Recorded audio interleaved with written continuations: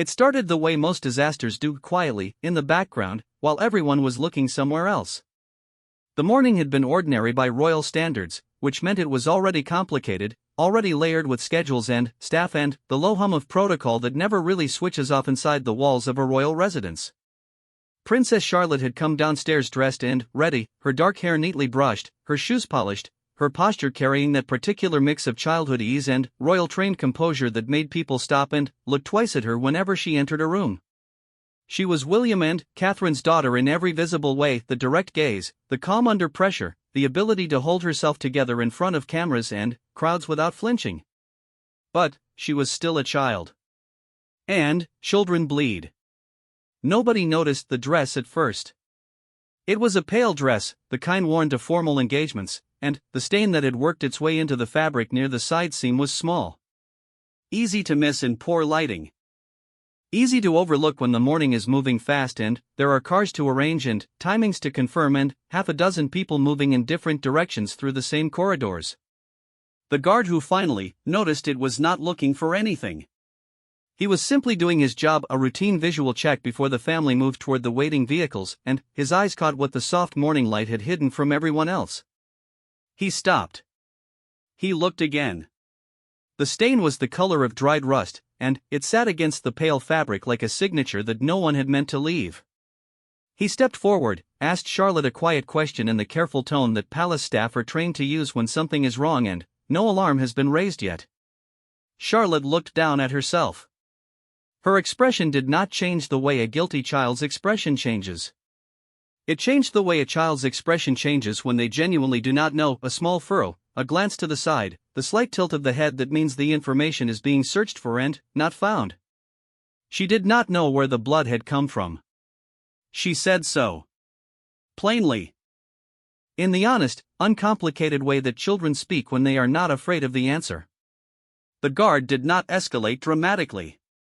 He did not shout or run. He simply relayed what he had observed to the right person, in the right order, through the right channel, because that is how a well-run operation absorbs a shock before it becomes a scene. But the right person, in this case, was Prince William. And William was already having the kind of morning that does not absorb shocks well. He had been up since before most of the household staff had clocked in. There were things weighing on him, there are always things weighing on him. That is the particular inheritance of his position, a throne that is not yet his but whose shadow never leaves, and the specific things pressing on him that morning are not the kind that get spoken about in public. Not yet. Not in neat summaries. They existed in the layer beneath the official schedule, in the phone calls that happen before the briefings, in the papers that arrive before breakfast and do not make it into the newspapers until weeks later. He carried them the way he carries most things. Inward, compressed, moving forward regardless. When the guard's report reached him, something in that compression cracked. He crossed the room fast. The staff who were present describe it differently depending on who is telling the story, but the consistent detail is this: there was no gradual escalation. One moment he was controlled. The next he was not. The shift was not telegraphed. It did not come with warning signs or rising volume. It arrived the way a structural failure arrives: everything holding, and then, not. He went to Charlotte first. Checked her. Looked her over with the focused, almost clinical attention of a father who needs to confirm with his own hands that his child is not hurt before he can do anything else. Charlotte, for her part, was remarkably steady. She is her mother's daughter in this too. She held still, she answered his questions, she did not cry or escalate in response to his alarm. She was fine. There was no wound that explained the blood. That detail, rather than reassuring him, seemed to make it worse. An injury has a source, and a source can be addressed. Blood with no explanation has only questions. The questions he began asking were not gentle. The staff who were nearby moved into the careful stillness that experienced palace employees learn to inhabit when a royal is upset, present enough to be useful, invisible enough not to become a target. The questions moved through the room in the direction of accountability. Who had dressed Charlotte that morning? Who had checked her before she came downstairs? Who had been in the room, near her, responsible for the sequence of preparation that was supposed to end with a child walking out of a door in clean, correct clothing? The answers were given. The names were provided. And, somewhere in the chain of those answers, a thread pulled toward Camilla. This requires some explaining, because the relationship between William and Camilla has always required explaining, and the explanations have never been entirely satisfying to anyone involved, including the people giving them. The official version is one of reconciliation. Of a family that worked through something enormous and arrived, if not at warmth, then at functional peace. William has stood beside Camilla at public events. He has spoken of her with measured, careful language. He has done the visible work of a man who has made a decision about how to handle an impossible situation and intends to honor that decision. The public has largely accepted this narrative because it is the one most consistently presented, and because the alternative, the idea that the wound never really healed, that what looks like peace is actually something more like a permanent ceasefire, is harder to hold. It asks more of people. It demands that they sit with ambiguity rather than resolution.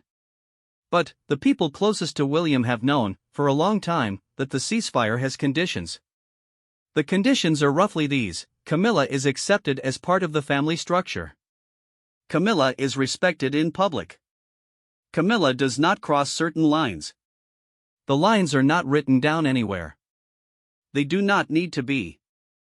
They are understood by everyone in proximity to William, the way weather is understood, not from a forecast, but from years of watching the sky. What exactly happened involving Camilla and the dress is something that has not been fully confirmed in any single public account. The details exist in fragments, in the accounts of people who were present or adjacent, in the kind of information that moves through royal circles the way information always moves through closed systems, carefully, selectively, with enough withheld to protect the people doing the telling. What can be said is this: there was a connection drawn, that morning, between Camilla's household or staff or sphere of influence and the circumstances that led to Charlotte appearing with blood on her dress. Whether it was negligence or something more deliberate, whether it was a direct action or a failure of oversight, whether the fault was Camilla's personally or someone operating within her orbit, these questions were in the air. They were the questions driving the heat in William's voice.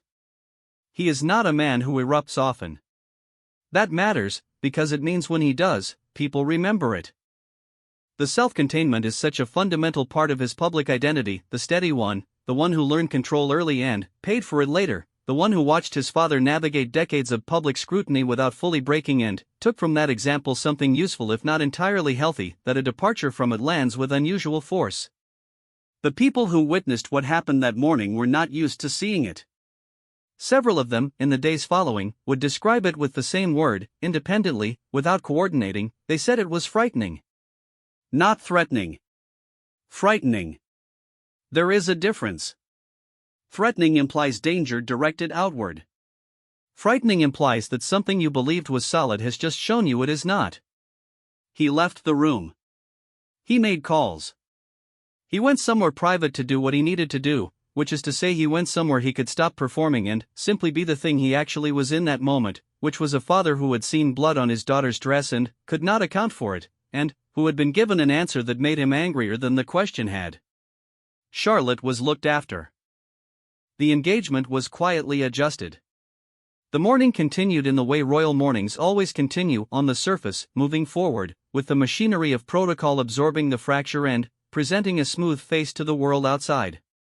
But, inside, something had shifted. The staff felt it. The kind of shift that changes the temperature of a household. Not explosive, not ongoing, the eruption itself had been brief, but the aftermath of it settled into the corridors and the schedules and the quiet decisions that get made when no one is in the room. A change in who had access. A change in whose staff were trusted with Charlotte's care.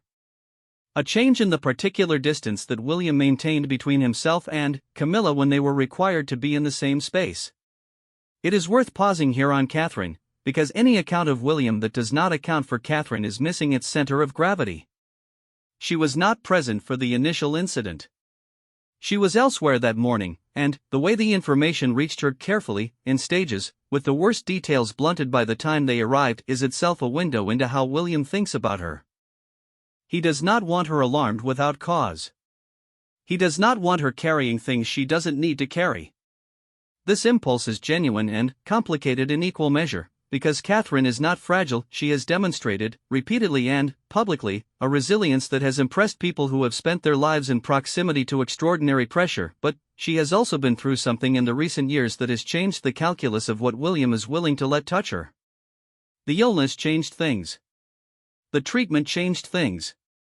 The long, quiet period during which she was absent from public life and the world speculated, and William held a silence so complete it became its own kind of statement, all of that changed things. It hardened certain things in him. Clarified certain things. Made the lines he draws around his family sharper and less negotiable than they had been before. Catherine, when she received the information about Charlotte, responded in the way she typically responds to things that alarm her. She absorbed it, she asked the right questions, she moved toward whatever needed to be done. There was no performance of distress. There was focus. There was the particular steadiness of someone who has learned, over many years, to save their energy for what actually matters and not spend it on the display of feeling. But, in private, later, when the day had settled and the children were where they were supposed to be, there was a conversation between William and Catherine that people outside their inner circle cannot access and should not pretend to. What is known is that they are, by every available account, genuinely united on the question of their children. It is perhaps the most consistent thing about them, across all the years and all the pressures and all the changes. They are a solid front when it comes to George, Charlotte, and Louis. Disagreements about other things, strategy, public life, family dynamics, exist in their marriage the way disagreements exist in all marriages, unremarkably and privately. But the children are not a source of division. They are the thing that, if anything, makes division less possible. Which means that whatever William felt about what had happened to Charlotte's dress, Catherine felt too. And that meant the question of Camilla was no longer just William's question. It was theirs. The palace, as an institution, is extraordinarily good at not having crises publicly. It absorbs, redirects, smooths. It has been doing this for centuries. Individual dramas get metabolized into silence, and the silence gets maintained through a combination of loyalty, legal mechanism, and the shared understanding that certain things are simply not discussed. This works most of the time. It works because everyone involved has a stake in the machine continuing to function, and the machine continuing to function requires the appearance of stability. But there are moments when the machinery itself becomes the site of the crisis. When the thing that needs absorbing is not an external pressure but an internal fracture. When the crack runs not through the public-facing surface but through the structure underneath. This was one of those moments. And the thing about structural fractures is that you can smooth over them, you can redirect attention, you can present a steady face to the world outside, but the crack does not disappear. It runs. It deepens. It follows the fault lines that were already there. The fault lines here were old. They go back to a child in a car, and a phone call, and a summer that destroyed something that had never been fully rebuilt, no matter what the official photographs suggest. William knows where those fault lines are. He has spent his adult life managing his proximity to them. He knows exactly how much pressure is required to make them move. That morning, with Charlotte standing in front of him in a stained dress, the pressure had been applied. And the fault lines had moved. The days that followed moved the way days move inside royal households when something has happened that cannot be said aloud. Carefully, with extra attention paid to surfaces, everyone performing normalcy with the focused dedication of people who understand that normalcy is, itself, a form of power. Nobody talked about what had happened. That is not unusual. The not talking is institutional. It has a texture and a rhythm that everyone learns early and practices until it becomes involuntary, the way breathing is involuntary. You do not discuss the thing that happened in the corridors. You do not reference it in the briefings. You do not bring it up at the meals where family and senior staff occasionally share a table. You absorb it privately, and you carry your portion of it somewhere no one can see, and you continue. This is how the institution survives. This is how it has always survived. But the not talking has its own language.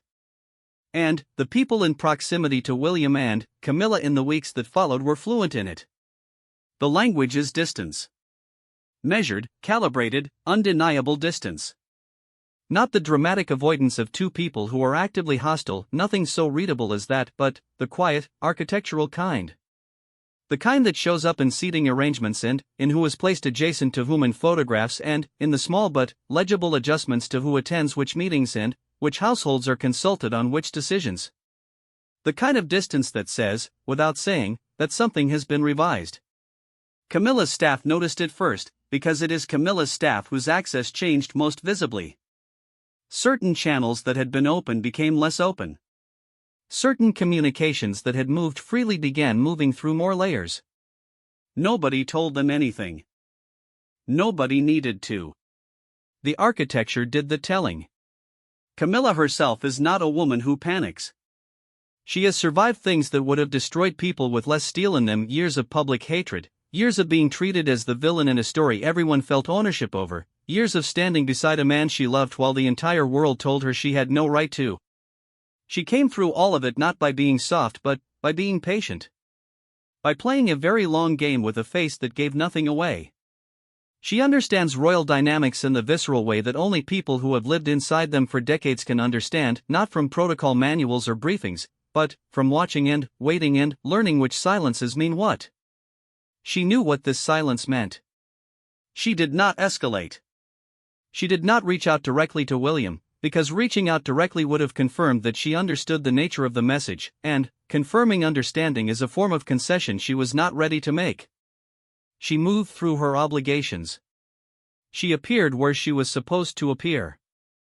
She smiled in the specific way she has perfected over many years, the smile that is warm enough to read as genuine from a distance but carries nothing personal behind it, the smile of someone who has separated their face from their interior life with surgical precision. But she spoke to Charles. The conversation between Camilla and Charles is one of the more significant unknowns in this account, because it happened in private and neither of them has offered anything on the record about its content. What can be said is that Charles occupies an almost impossible position in the architecture of this conflict, and has occupied it for decades, and has developed the particular emotional tools of someone who has been living inside an impossible position for so long that it has become simply the position. He loves William. The nature of that love is complicated by everything that surrounds it, by the failures of his own early fatherhood, by the long years of Diana's grief and, then, Diana's death and, then, the aftermath of Diana's death, by the public story of his marriage to Camilla that his sons were forced to absorb as children while their mother was still alive and suffering, but it is love, and it is real. He has spent years trying to repair things that were damaged before he fully understood they were being damaged, and the effort has produced something that functions, in public, as a family, even if in private the seams are visible to anyone willing to look. He also loves Camilla. This is not complicated. It is the simplest thing about him. Whatever else he has been, whatever failures of empathy or judgment the historical record will eventually balance against his genuine qualities, his love for Camilla has been consistent across circumstances that would have tested most people's consistency to breaking point. So when Camilla brought this to him, he was holding two things simultaneously, as he almost always is. He was holding his wife's distress, measured, contained, presented as concern rather than panic, because Camilla does not do panic, and he was holding his son's anger, which he knew, from experience, was not simply anger about a dress. The anger about the dress was real. But it was also a container for other things. Older things. Things that have lived in the foundation of William's relationship with Camilla since William was a teenager, and that have never been fully excavated, and that occasionally find a point of pressure and break through the surface in the form of something that looks, from the outside, like a disproportionate response to a specific incident. Charles knows this. He is not naive about it. He has watched it operate across decades. What he chose to do with his knowledge, in those private conversations, is something he has managed with the particular kind of care that comes from understanding that some situations cannot be fixed, only navigated. He did not take sides publicly. He did not intercede dramatically. He made calls. He spoke to people. He moved through his own schedule with the focused diligence that has always been his most reliable public quality, the sense of a man who will do the work regardless of what is happening around him, who shows up and keeps moving because stopping is not a luxury available to him. But his household communicated with William's household. Gently. In the way that senior royal households communicate when something needs to be understood without being said. Suggestions were made. Contexts were offered. The kind of quiet diplomacy that functions entirely below the surface of what anyone outside these walls would ever see. William heard it. He is not a man who refuses to receive information. He is a man who decides what to do with information on his own timeline, in his own way, without being pushed. The distinction matters because people who try to push him in a direction he hasn't chosen for himself tend to find that he moves in the opposite one. It is a quality his staff have learned to work with, and it is a quality that Camilla, even with all her experience of royal dynamics, has historically underestimated. She underestimated it again here. In the second week after the incident, there was an event. One of those formal occasions that exist in royal life with the density of weather, inevitable, regular, structured around rules that everyone understands and that most people outside the institution find impenetrable. The kind of event where William and Camilla would be in the same room, moving through the same choreographed social performance, presenting the same unified family face that the institution requires on these occasions. The protocols for who stands where, who walks in with whom, who is placed adjacent to the king and queen consort versus who occupies the slightly more distant positions, these things are decided in advance. By staff. Through channels. With the tacit approval of everyone involved. William changed things. Not dramatically. Not in a way that would read as a scene to anyone watching from the outside. That is the particular skill of someone raised inside this system. You can communicate an enormous amount through the smallest visible adjustments, and only the people who know the code can read what is being said. The people who know the code are everyone in that room, and all of them read it. He positioned himself and Catherine differently than the arrangement had specified. He managed the distance between himself and Camilla in a way that was technically within the bounds of propriety but unmistakably deliberate. He directed his attention, his conversation, his physical presence toward the people he chose, and Camilla was not among them. Camilla received this message. Her face gave nothing away, because her face never gives anything away in public. She has had decades of practice at this, and she is genuinely extraordinary at it, the kind of extraordinary that is not natural but earned, through years of standing in rooms where people hated her and learning to make her face a wall. She smiled. She spoke to the people she was supposed to speak to. She moved through the event as she was required to move through it. But she left earlier than planned. That detail is small and that detail says everything. Meanwhile, the public knew almost none of this. The public saw photographs from the event showing the royal family assembled in the traditional configuration, presenting the traditional face. The public saw, if they looked carefully, a certain quietness in William's expression, but they have always read his quietness as thoughtfulness or grief's residue or simple introversion, and there was no reason to read it as anything different on this occasion. The press, operating at the surface level that palace communications teams are expert at maintaining, reported nothing of consequence. There were pieces about fashion choices, about the order of procession, about which foreign dignitaries had attended and what that signified for diplomatic relationships. Nothing about a dress. Nothing about a guard's discovery. Nothing about what had happened in the room that morning when William had stopped performing and become simply a father. The machinery was working. But, inside the machinery, the conversation was continuing. It was continuing because of Catherine. She had been quiet in the days following the incident, processing, as she tends to process, inward and thorough, before she does anything visible. She had spoken to William. She had gathered her own information through her own channels, which are different from his channels and, in some ways more reliable because the people who bring things to Catherine do so in a different spirit than the people who bring things to William. People tell William things because they are required to, or because they need something, or because managing his information is part of managing their own position. People tell Catherine things because they trust her, and she has spent years cultivating that trust deliberately, and the intelligence it produces is of a different quality. What she was putting together, across those days, was a picture.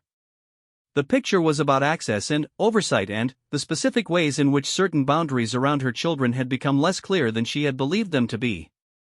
It was about staffing decisions and household management, and the degree to which Camilla's expanding institutional role, the role of queen consort, is not a ceremonial one, it carries real administrative weight, had created adjacencies and overlaps in areas where Catherine had assumed clear separation. She is methodical. She does not act on incomplete information. She gathered, and she assessed, and she waited until she had a complete enough picture to move, and then, she moved in the way she typically moves, quietly, through the right channels, without drama or public signal, in a manner that would be indistinguishable from normal institutional communication to anyone outside the inner circle and unmistakably significant to everyone inside it. She asked questions about Charlotte's preparation on the morning of the incident. Specific questions, directed to specific people, with the particular focus of someone who already has most of the answer and is confirming rather than discovering. The answer she received located the source of the oversight failure in a part of the household arrangement that connected, however, indirectly, to Camilla's sphere. Indirectly. That word is doing significant work here, and it is important not to let it disappear. Nobody has suggested that Camilla did anything deliberately to harm Charlotte. That is not the shape of this story, and it would be both inaccurate and unfair to allow it to become the shape of this story. What is suggested, what the evidence, such as it is, points toward, is a failure of oversight. A gap in communication. A set of assumptions made about who was responsible for what that turned out to be wrong, with consequences that produced blood on a child's pale dress and no one who could immediately explain it. In the royal family's institutional context, a failure of oversight that affects a child of the direct line of succession is not a minor matter. It is, in fact, precisely the kind of matter that the elaborate systems of oversight are designed to prevent. The fact that it occurred is, itself, the problem, regardless of intent, regardless of whether anyone is personally culpable, regardless of the difference between negligence and accident. Catherine understood this more precisely than almost anyone, because managing the children's care is something she has treated as a personal responsibility from the beginning. Not delegated entirely. Not handed off to staff and trusted without verification. She is involved in the specific, practical details of her children's lives in a way that is somewhat unusual for a woman in her position, and it reflects both her own upbringing in a family where hands-on parenting was the norm rather than the exception, and a conscious decision she made early in her marriage about how she wanted to raise her children differently than William had been raised. Which means that a failure of the systems surrounding Charlotte's care was, to Catherine, a personal failure as much as an institutional one. She does not express personal failures as grief or distress. She expresses them as action. The action, in this case, was a review. Formal, thorough, documented in the way that institutional reviews are documented when the people conducting them want the findings to be usable. A review of the staffing arrangements around the children. A review of the household overlaps that had developed between the Wales household and other royal households. A review conducted with the kind of quiet authority that Catherine has accumulated across 14 years of being in this family, authority that is easy to underestimate because it does not announce itself, because it operates through the same channels and the same networks and the same careful cultivation of trust that she had been building since long before anyone gave her a title for it. The review had findings. The findings were presented to the relevant people. And the relevant people included, through the appropriate chain, communication that reached Camilla. That communication was not angry. It was precise. It named what had been found. It specified what would change. It did not ask for a response or invite negotiation. It was the kind of communication that is, in structure and tone, simply informational. This is what was found. This is what will happen, while being, in effect, something considerably more than informational. Camilla received it. She understood it. She said very little, to very few people, and what she said was careful and measured and gave nothing away about what she actually felt, because she is always careful and measured and she never gives away what she actually feels. But she understood that something had changed. Not broken. Not at the level of complete rupture, not the kind of severing that the tabloids would have loved to describe in their particular breathless vocabulary of royal crisis. The institution is too practiced at absorbing fractures for that. The family, such as it is too bound together by obligation and proximity and shared interest in the machine's continued functioning. But changed. The particular arrangement of power and access and tolerance that had existed between Camilla and William, the ceasefire with its unwritten conditions, had been renegotiated. New conditions had been written, still unwritten in the literal sense but understood by everyone who mattered. Camilla's access to certain things had narrowed.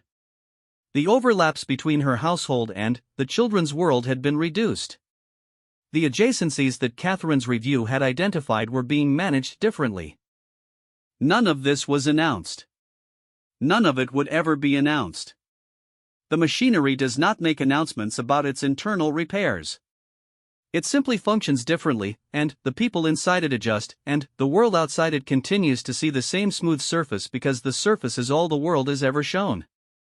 But, underneath the surface, in the spaces where real things happen and real people carry real consequences, Camilla had moved.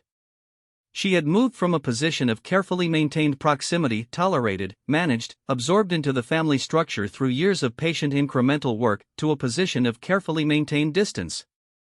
The distance was equally managed, equally absorbed. But, it was distance. And William had put it there.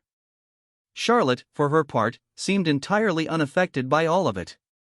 She went about her days with the equanimity of a child who has grown up, understanding that the adults around her operate in a register she is not yet required to fully inhabit. She was well. She was fine. She had already forgotten about the dress. William had not forgotten about the dress.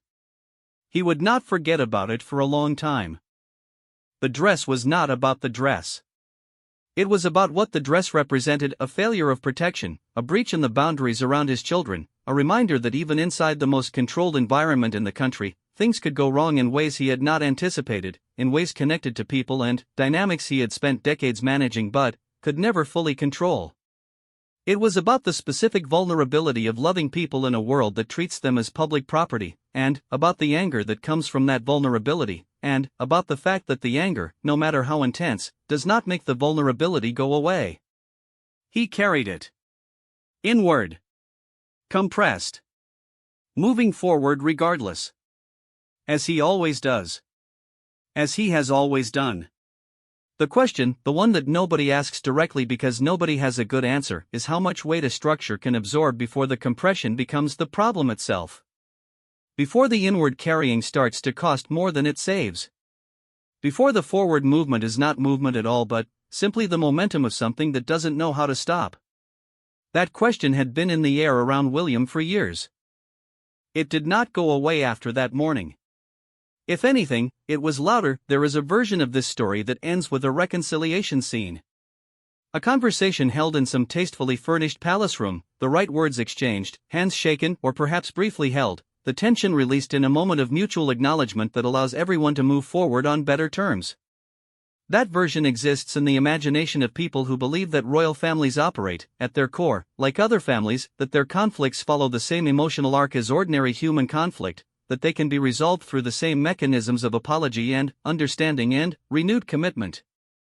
That version is not this story. What actually happened was slower, quieter, and considerably more consequential than a single scene of resolution could contain. It happened in increments, across months, in the invisible layer where actual decisions are made and actual power is redistributed and actual lives are changed in ways that the people whose lives are being changed cannot always name while it is happening. By the time winter came, the redistribution was visible to the people paying attention. Camilla's public profile had not diminished. In fact, to the outside observer, she appeared more frequently, more formally positioned, more established in the role of queen consort than she had been a year earlier. The institutional machinery had continued to place her correctly in the frame, because the institutional machinery's job is to present what the institution needs presented, and what the institution needed presented was stability. A king and queen consort functioning smoothly. A royal family moving through its obligations in the appropriate configuration. But, the specific texture of her relationships within the family had changed in ways that public appearances cannot capture. The informal contact. The easy adjacency. The particular warmth, never entirely genuine from William's side, but functional, professionally maintained, that had allowed them to share spaces without visible tension. That had thinned. The professional maintenance had become more effortful. The spaces they shared had been quietly reduced in number and duration. It was Camilla who felt this most acutely, because she had the most to lose from it. William had lost something too, the version of family peace that the ceasefire had provided, the ability to stand in a room with his stepmother and feel, if not warmth, at least the settled absence of active hostility. But, for William, the loss of that peace was, in some ways, a return to the truth. The truth that had always been there underneath the ceasefire, that the ceasefire had smoothed over without removing. The loss was painful in the way that returning to a familiar pain is painful, recognizable, predictable, something the body already knows how to carry. For Camilla, who had spent so many years building towards something better than merely being tolerated, the loss was the loss of ground she had believed she had gained for good. The institution continued. The engagements were attended. The photographs were taken. The appropriate faces were made. And, in the gaps between the photographs, the real story continued to run. William had a meeting with his private secretary in the third month after the incident, not specifically about the incident, because by then, the incident itself had been absorbed into the larger framework of decisions that had already been made, but about the longer-term question of household management and the boundaries between his family's administrative structure and the structures of other royal households. It was a practical conversation, framed in practical terms, conducted with the efficiency of two people who both understood what was being discussed and neither of whom needed to speak about it in the personal register in order to get to the necessary conclusions. The conclusions were structural. They had to do with staffing allocation, with communication protocols, with the specific delineation of responsibilities that, in the period before the incident, had been left somewhat vague in ways that had turned out to be problematic. They had to do with formalizing what had previously been handled informally, writing down what had previously been assumed, making explicit what had been allowed to remain implicit. It is not exciting, framed this way. It sounds like administration. Like the kind of thing people who cover royal affairs note in a sidebar, if at all, and quickly move past in search of something more immediately dramatic. But administration is power. The people who control the structures control the outcomes. And the structural changes that came out of that conversation, and the several conversations like it, conducted over months, with the relevant people in the relevant positions, meant that certain things that had been possible before were no longer possible. Certain overlaps that had existed were no longer permitted. Certain relationships between households that had been developing organically, without formal management, were now formally managed in ways that kept them at a controlled distance. The changes affected Camilla's sphere most directly. She knew they were happening. She did not have the official channels to contest them, because the changes were being made through channels to which she had, in the new arrangement, less access. This is how power works when it shifts inside a closed institution, not in a single dramatic gesture but in the slow revision of who has access to what, who is consulted and, when, whose sign-off is required and, whose is merely courtesy. The person from whom power is moving often cannot name exactly what is happening, only register the growing awareness that things have become more difficult, that spaces that were open have narrowed, that the ease with which they previously moved through the system has acquired resistance. Camilla had been on the gaining side of this process for years. She understood it intimately, from the inside, in the way that people who have won understand the game. She had navigated the resistance, the skepticism, the institutional friction that had surrounded her from the moment she became a serious figure in Charles's life, and she had done it with patience and skill and a very long view. She understood, now, what it felt like from the losing side. She spoke to Charles. More than once, and with more urgency than the first conversation, which had been measured and careful and conducted at a remove from the emotion underneath it. The later conversations were closer to the emotion. Not because Camilla is a person who allows emotion to surface easily, she is not, but because the accumulation of months had worn at the containment, and Charles is the person she is least practiced at containing herself with, because he is the one for whom the containment is least necessary. Charles listened. He always listens. He is, in private, a more attentive listener than his public persona suggests, the public persona having been shaped by decades of formal occasions where listening happens at a remove from genuine attention. With Camilla, the attention is genuine. He heard what she was telling him. He understood the shape of it, and he understood that the shape included things she was not saying directly, which he has had 40 years of practice at hearing. he spoke to William. This conversation is the one that sits at the center of the story's third movement, the way certain scenes sit at the center of certain pieces of music, not the loudest moment, not the most dramatic, but the one around which the other elements organize themselves, the one that changes the key. It was not the first conversation between them about this. They had spoken in the weeks immediately following the incident, in the careful way that fathers and sons speak when both of them are managing versions of the same situation from different angles. Those conversations had been productive in the sense that they had established what each of them knew and what each of them felt and what each of them was going to do, and they had ended without resolution because there was no resolution available in the short term. They were conversations that established positions, not conversations that changed them. This one was different.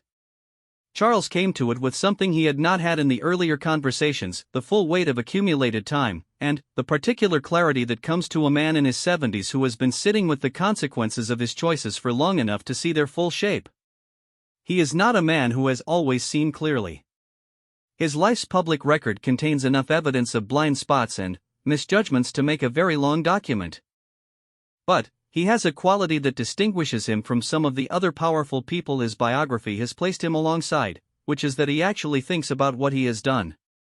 Not just defends it, not just justifies it, but thinks about it, carries it, holds it up to the light on different days and looks at it from different angles until he understands it more completely. He had been thinking, across those months, about William. Not about the incident, specifically, or not only the incident. About William as a person. About the specific set of inheritances, some chosen, most not, that William is carrying and will always carry. About the fact that William's anger, on that morning with Charlotte's dress, was the latest expression of something that has been running since William was 15 years old and riding in a car to Balmoral while the radio told him his mother was dead. He said something to William in that conversation that William had not expected him to say. The specific words are not known. The substance of it, reconstructed from the accounts of people close enough to both of them to understand the effects without having been present for the exchange, was an acknowledgement. Not an apology, exactly. Not the kind of formal accounting that would require a clear and bounded error to account for. Something more difficult than an apology, an acknowledgement of the ongoing cost. The cost to William of the decisions Charles made and the life Charles chose and the years that those decisions and that life extracted from a boy who had no ability to negotiate the terms. William did not respond the way Charles had perhaps hoped he would respond, if Charles was hoping for anything clean. He is not a person who responds to emotional openings with the easy movement toward them that such openings invite. He has too much practice at stillness, too much trained reflex toward containment, too many years of handling his own grief and anger in the only way he learned to handle it, which was alone and inward and forward. But he heard it. He heard it in the way that people hear things they have needed to hear for a very long time, not with immediate visible effect, not with relief or release, but with the particular quality of attention that happens when something lands in a place that has been waiting for exactly that shape. The conversation did not fix anything. It is important to say that clearly, because the temptation in any account of this kind of story is to build toward a fix, toward the moment when the thing that was broken is healed, when the estrangement closes, when the family arrives at the warmth that ordinary people expect families to eventually arrive at. That expectation is understandable, and it is almost entirely inapplicable to this situation. What the conversation did was shift something. Not between William and Camilla, that relationship had moved to where it had moved, and conversations between Charles and William did not have the power to move it back, because William's relationship with Camilla is not something Charles has ever fully controlled, despite being its primary variable. William is too autonomous for that, and has been since he was old enough to understand what had happened and old enough to choose his own relationship to it. What shifted was between William and his own carrying of it. This is the hardest thing to describe, because it does not produce a visible change. William did not become warmer. He did not reach toward Camilla. He did not soften the structural changes that had been implemented, or revisit the decisions that had been made about household management and access. The administrative reality remained what it had become. But something in the quality of his carrying of it changed. It became, fractionally, less solitary. Not because Charles had provided answers. The answers available to a man in Charles's position are limited by the inescapable fact that he is the cause of the thing he is trying to address, but because the acknowledgement itself had value. The mere fact that it had been said, that the cost had been named by the person whose choices had created it, meant that William was no longer carrying something that was also, simultaneously, being denied. That is a small thing. In the context of everything this story involves, it is a very small thing. It is also not nothing. Catherine watched all of this from the position she always occupies, close enough to see clearly, far enough to maintain her own sight lines, attentive in the way that she has always been attentive, which is to say thoroughly and, without sentimentality. She had watched the distance between William and Camilla become structural. She had watched Charles and William navigate toward each other in the halting, qualified way that they navigate toward each other. She had maintained her own position in relation to all of it with the calibrated precision of someone who understands that her most important job in this system is not to be a participant in the larger family drama but to be a stable point for her husband and her children. She is extraordinarily good at this. It costs her things, being extraordinarily good at it. The cost is not visible, because she is also extraordinarily good at managing what is visible. But the people closest to her, a small group, kept deliberately small, know that the composure is a practice and not a natural condition, that it requires the same sustained effort that any high-level performance requires, and that there are moments and places where she sets it down. She had set it down, in private, over those months. She had been frightened genuinely, not performatively, by what the blood on Charlotte's dress had represented. Not the blood itself, which had an ordinary explanation, but the gap in the safety systems that had allowed it to happen unnoticed. The gap had been closed. The structures had been revised. The review's recommendations had been implemented. But the fact of the gap, the discovery that the systems she had trusted were less complete than she had believed, had settled in her and stayed. She had also been watching William's anger, which she knows better than anyone else alive, and monitoring it in the way that people who love volatile things monitor them, not with alarm exactly, but with a continuous low-level attention that does not switch off. She knows where the anger comes from. She knows what it is connected to. She knows that the incident with Charlotte's dress was one trigger point in a much longer map of trigger points, and that the map does not shrink. You do not process your way off a grief map. You learn the topography, and you watch where your feet are. What she felt, by the time the third month had passed and the structural changes had settled and the household had found its new configuration, was something close to a cautious steadiness. Not resolution. Not satisfaction. Not the clean sense of a problem addressed and put away. But the particular steadiness of someone who has managed a very difficult thing in the only ways available, without losing what mattered most. The children were safe. The systems around them were more secure.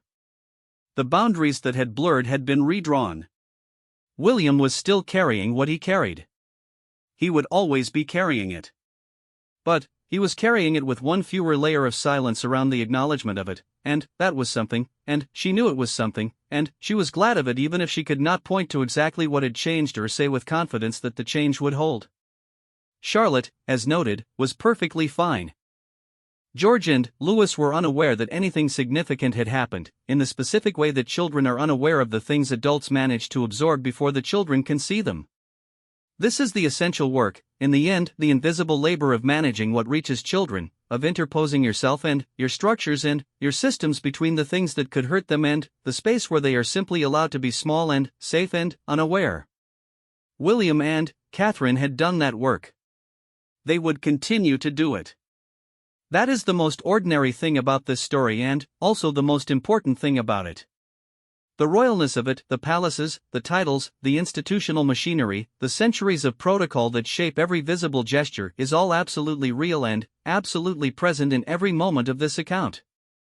It cannot be separated from the events. The events did not happen to ordinary people in ordinary circumstances, and pretending otherwise would be a distortion. But, underneath the royalness, at the level where things actually matter, the story is about a father who saw blood on his daughter's dress and could not account for it. And about the anger that followed. And about what that anger connected to.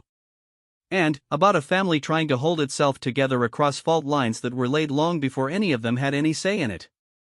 And, about the work, invisible, continuous, daily, deeply unglamorous, of keeping those fault lines from taking everything.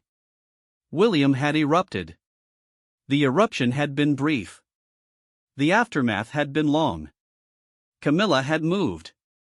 Not by dramatic exile. Not by public rupture.